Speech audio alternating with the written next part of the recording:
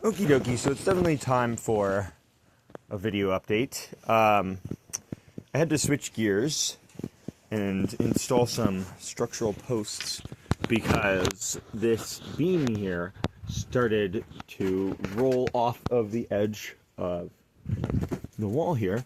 It's actually, if you can see there, there's like nothing underneath of it, or there wasn't. Now there are. Now there's posts, but there wasn't anything underneath of it, and this has several tons of weight behind it. It's got the entire weight of the roof behind it. So what would have happened if I would have let it go much longer was the whole roof would have just ripped right off the side and probably taken the whole building down with it. We installed these posts here. Rusty wants to show you guys. This one's a pretty one.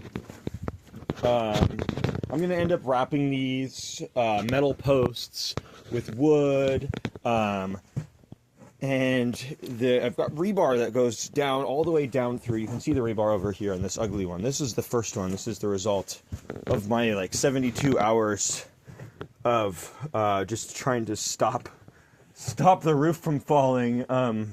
He was awake for a really long time, and this is the result. It's not pretty, but it's very effective. These run 9 feet down total. So those run all the way down into rebar, or into bedrock. The rebar runs all the way down into bedrock.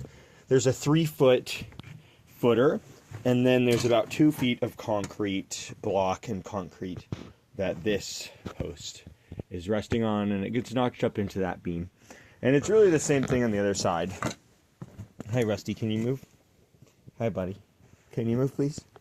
Oh, he doesn't want to. Okay. Let me show you guys what's going on inside. So, really the problem is that this whole corner wants to sink. And all the foundation is being undercut. And so this whole side is just sinking. On the other side, it was just taking the roof beam along with it. On this side, it wants to take the whole wall. So, I'm not quite done yet, although the major immediate danger has been mitigated. This is still like separating. So all of the weight from the roof and all of the weight from this wall here just wants to be like right off the edge and collapsing. That's what it wants to do. But what we are going to do to stop that is put another post right here. And that's going to be a timber frame post. I'm actually going to put several more in, but the next one I have to put in is right here. And I already have purchased those. I just have to go pick them up. So those will run all the way up and connect all the beams together and tie everything into the ground. Hi, buddy. What are you up to?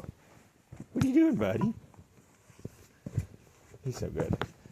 And then over here, what I had been doing before I had to drastically change course was putting this area together. So this subfloor is not attached. I still have to be able to remove it so that I can get to the plumbing underneath.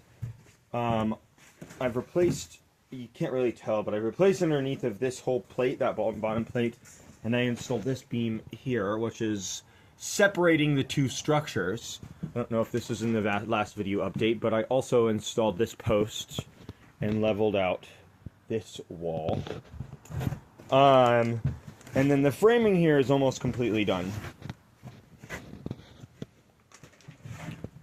And then I have some extra pieces of insulation. I wanted to make the bathroom a little bit more soundproof. I've also done a lot in that room, but we'll show you guys that at a later time.